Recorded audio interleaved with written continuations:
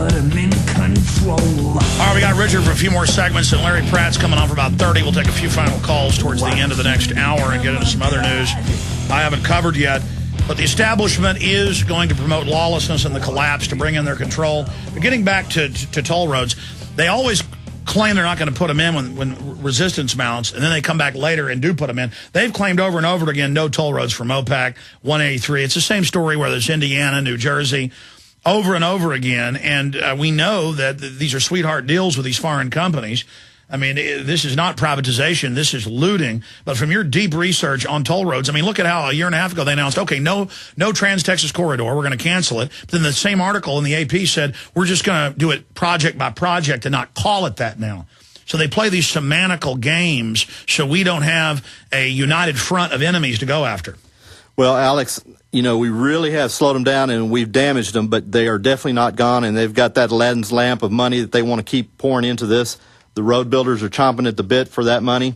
So they are going to continue, like you said, wanting to build these toll roads. They want to milk the U.S. people out of all the money they can get, and the ones that they can't milk on being on the toll roads, they're just going to put them on foot.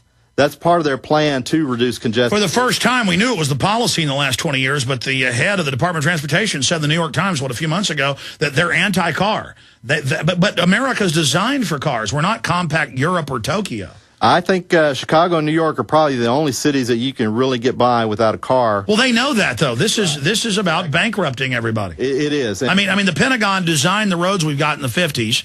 They make us all dependent on it, then they try to take it away. Well, I've been in the transportation business over 30 years now, and I'm seeing more and more people be priced out of their cars, literally. When we had the price hike of $4 a gallon gas there briefly back in 2008, people were literally bailing out of their cars and riding taxis and buses because they could not afford the gas. So even as expensive as a taxi was, they were preferring that over driving their own vehicles. So they've definitely got these plans to put people back on their feet. As a matter of fact, one guy jokingly said during a Central Texas meeting 2 or 3 years ago, he said that I'd like to see tolls on trails. You know, put tolls on trails and make people pay for walking. So that's the full intention that they have at some point if they can. Well, I mean, we always joke, what's the new tax? A tax on air? That's the New York Times headline, a tax on air. That's carbon dioxide. That's what Bill Gates said. We're going to tax you for breathing. Which, by the way, fellow Texans, on TexasTurf.org, Terry Hall's website that she's always breaking down the toll road issues, got stories on there. There's a story on there right now how that highway lobby wants every kind of tax possible to build roads with now. They want toll roads. They want additional gasoline taxes. They want sales tax money. They want to dip into property tax money. They want to dip into every possible tax to help fund building these highways. So that's what we have to look at. And they always lie and say, because gas receipts are going to go down. They've gone up. They're lying about not having money. Well, you know, we might have had a small leveling off like around 2008 when we had the big $4 a gallon price tag. But basically, you're right. Even in down times, we still get more people, still driving more cars, covering more miles, collecting more gasoline taxes. The state of Texas sends billions of dollars every year, and over the past decades, multi-billions of dollars. Well, the point is, in Europe, they've admitted this, and IBM's promoting this, we're going to be taxed on all roads off your license plate with license plate readers. I'd tell people this 5 years ago, they'd laugh at me. Now, you go on most of the toll roads in Europe and the U.S., there's no toll booth. They just charge you off your license plate. This is, they've already got a test in Texas going where people get a transponder in their car that tracks them and taxes them. This is, your cars are going to be turned into, basically, taxi cab. A taxi cab. And notice, your taxes go up, but they say we got to get rid of cops. They can't respond to burglary. Well, and the best example to look at is just type into search engine, look at Singapore roads and study Singapore toll roads and Singapore tolls. They've got 100% tax on just importing a car, if I remember right. Yeah, stay there. I mean, it's all a ripoff to the elites. They're robbing you. It's serfdom. Richard-Reeves, talk show host, great political activist from here in Austin, Texas. Got 5 more minutes with him, and Larry Pratt's coming up about 30. Then I'll jam in some phone calls. Phones aren't open yet, though, folks. I'm going to recap the top stories. I mean, I laid it out at the start of the broadcast. This is the most important time in our history that we're facing, and there's no doubt they're going to slam us into a total depression to try to break our will and basically domesticate us. And that's just the beginning of their end game. But, Richard, in the last 5 minutes we've got left, recap and go more into how you see them breaking our will with the things they're doing right now. Well, the big thing they can do is just keep on raising our taxes any way possible. That's a big way they do it. And, of course, the media has been doing their job, and you've covered it so well about LeBron James and Lindsay Lohan and all this. So they just continue with their dumbing down at the education level and the public indoctrination centers, etc. I see them firing on all their weapons pretty much, except, hopefully not military weapons here. But you've got these environmental disasters. So the question is now, at what point will they stop? At what point will they back off? And that's where we've got no choice but to go in, as some of those analogies you've made in the past, where like we're flying with X-wing fighters into the Death Star. We've got to go in, and we've got to fight them at every level that we can, politically, info warrior. Every little thing people do is so important, because people get confused. They think, well, this is all about Obama getting reelected. They could care less about him. He's not the power structure. And so they're more than happy to see him destroyed. They'll just move forward. We must put the blame on the criminal elite, the ruling class.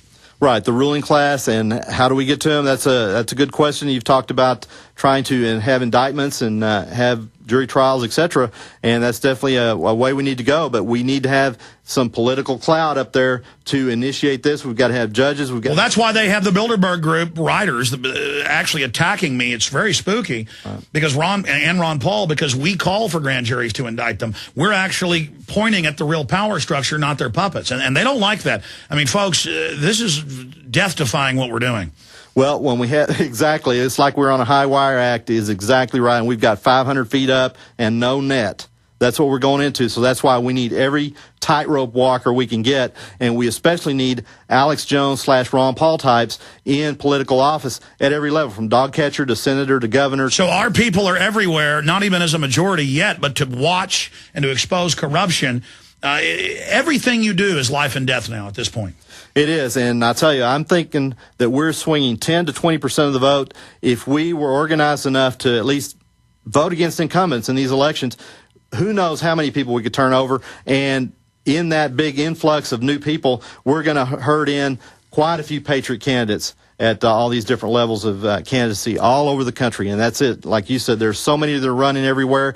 And in 2012, Lord willing that we get that far, we're going to have even more. So, well, Richard, I want to make this final point and then have you close out your statement, and I appreciate you being here, that I'd always seen it in the last 4 years. It's really scary that the elite were all moving out of the U.S., and they're even leaving Israel and even leaving England and moving to offshore armored islands. I kind of saw it as a negative, like they were going to destroy us, which they are. But that's kind of good, because it looks like they're just trying to steal everything, and now they may realize they're going to finally get kicked out. Well, it's looking like they're going to have to self-eject, because they may not have any choice. And like you said, many of them, over the years, you've said that many of them have already gotten their place in the Cayman Islands or wherever they go to.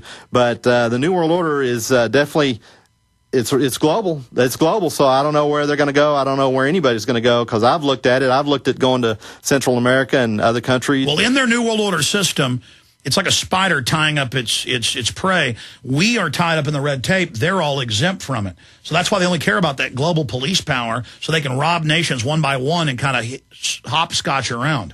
Well, but these guys that only have the multi-millions or maybe in the low billions, they're just not big enough. So they're going to end up being the victim of the spider in the web as well at some point. So they might as well join the fight and help fund what's going on here in the United States. So the United States is definitely worth saving, and I'm not leaving anytime soon, that's for sure. No, we've got to stand here. We've got to make our stand. There's nowhere to run. Richard Reeves, always great having you in. Thanks a lot. Hey, thanks, Alex. I appreciate it, and we need some more leadership on the toll road fight, so come join in and get on God bless you. .org and get